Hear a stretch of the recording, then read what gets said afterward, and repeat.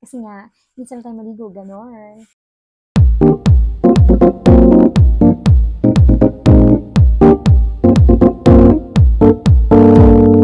Hello guys! Ayan, mag-review na naman tayo ngayon ng product na pinopromote ni Cristel. Actually, ito yung pinili niya na kinuha siya nitong brand na to. If follower niya kayo, malalaman niyo kung ano yung sinasabi ko na product. So, ito na nga yun, yung July Me, Dream Me. Ayan, hindi ko alam kung nakikita ba siya.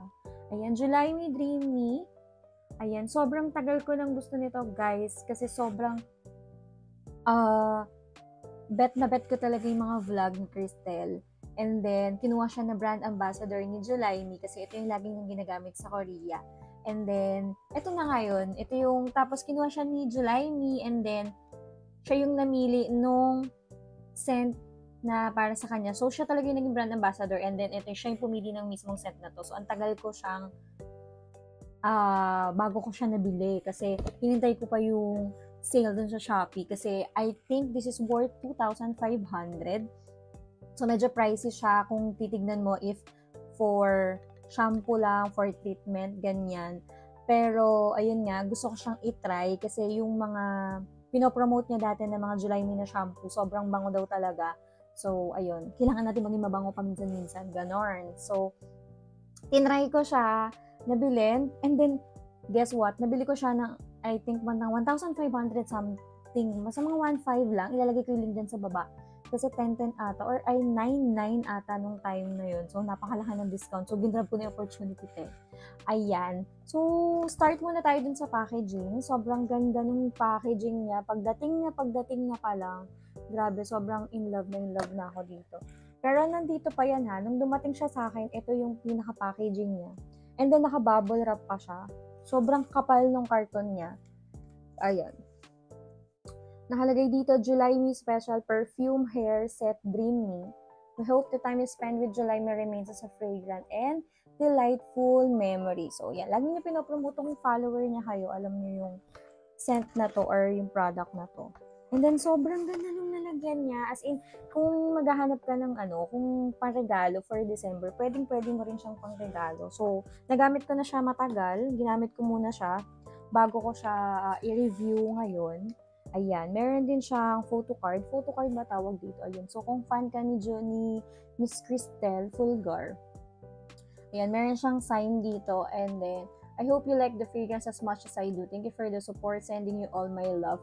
Kung nanonood kayo ng vlog niya, makikita nyo doon yung ganap ng mga panahon na pinili niya yung scent na to.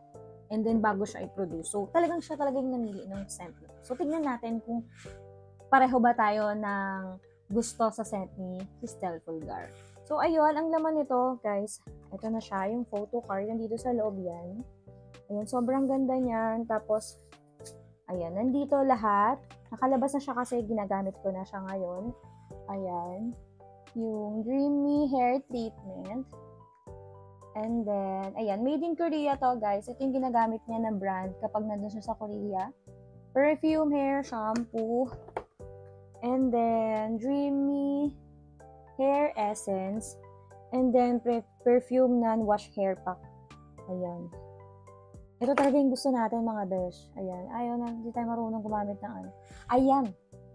Ito yung isa sa mga nagustuhan ko kung bakit ko siya gustong itry. Kasi nga, minsan tayo maligo, gano'n. So, tapos paglalabas tayo, syempre, minsan hindi ng pabango. Parang yung anit mo, gano'n, or yung hair mo is hindi masyadong mabango. So, yun. Kaya gusto ko siyang itry kasi kung talagang effective ba siya talaga kapag yung mukha ka na bang bagong ligo kasi yun yung pinapromote ni Cristel Fulgar. Kaya niya ginagamit yung July Me nung nandun siya sa Korea. Ayan. So, napakaganda ng packaging, guys. Pagbukas ko pa lang nito, actually, nung pagtanggal ko pa lang ng bubble wrap, sobrang bango na. Sobrang bango na nung shampoo. And then, ang scent niya, hindi ko kabisado, pero ilalagay ko dun sa caption. Pero para siyang floral na medyo matapang ng konti. Ganon. Yun yung napansin ko sa kanya na amoy niya. Pero para siyang pabango din. Naamoy ko siya nung binubuksan ko pa lang siya. So, excited na excited ang lola niyo. And then, medyo hindi na ako masyadong namahalan kasi nga, 4 na siya. So, kung bumibili ka din ng mga shampoo na mamahalin, ganun, I think worth it naman siya. And then, 250 grams yung treatment and then shampoo. And then, yung eto is walang nakalagay.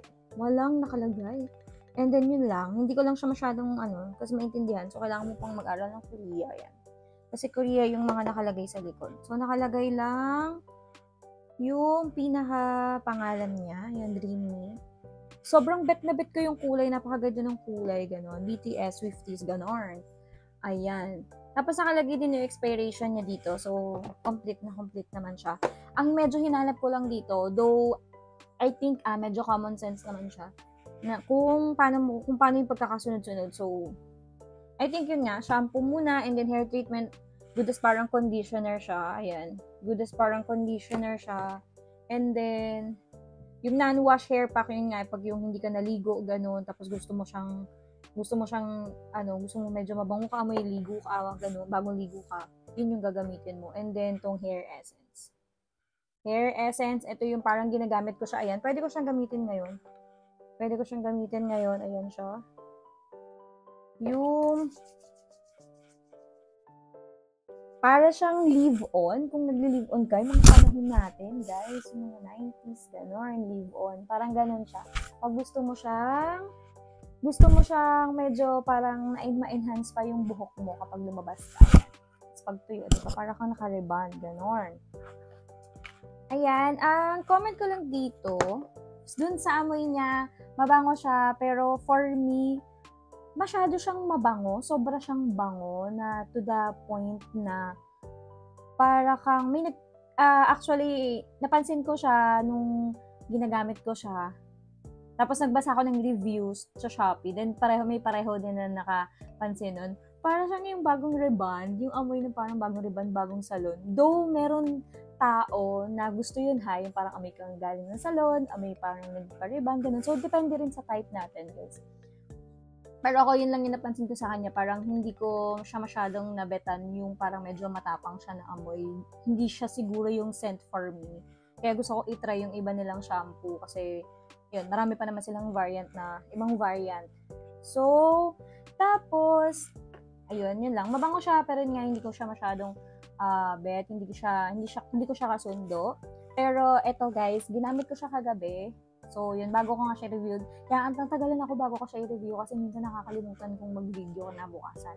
So, ang ginamit ko kagabi is shampoo, hair treatment para mapakita ko sa inyo yung effect niya talaga sa hair ko kapag ginamit ko siya ng gabi. Ayan siya. Ayan yung buhok ko. Ayan, hindi pa ako masyadong nagsusuklay pagkagising ko pa lang halos. Ayan, yan siya yung buhok ko. Maganda siya, malambot sa hair. Ayan, sobrang lambot niya sa buhok. And then, yan, nakabagsak yung buhok ko. Yan. So, not bad siya. Para dun sa mga binibili natin na mahal na treatment, maganda na siya for me. Medyo nahirapan lang ako dito sa packaging niya. Sobrang ganda ng packaging. Ang problema, nahirapan ako doon. Alam niyo yun, pag yung medyo mahina yung force ng kamay mo, hirap na hirap ako kapag naglalagay ako ng shampoo kasi nga, parang masyado siyang matigas. And then, ayun. Parang, feeling ko bubuksan ko siya kapag konti na lang. Ganun. Parang medyo kailangan may force ako. Ginaganon ko siya para maisalin ko siya ng maayos. Pero, overall, sobrang ganda nitong product na to. Hindi ko lang masyadong trip yung scent. Pero, dun sa packaging, from packaging, and then yung nga, sobrang ganda ng mga, niya. Ayan. Sobrang ganda ng mga tawag dito.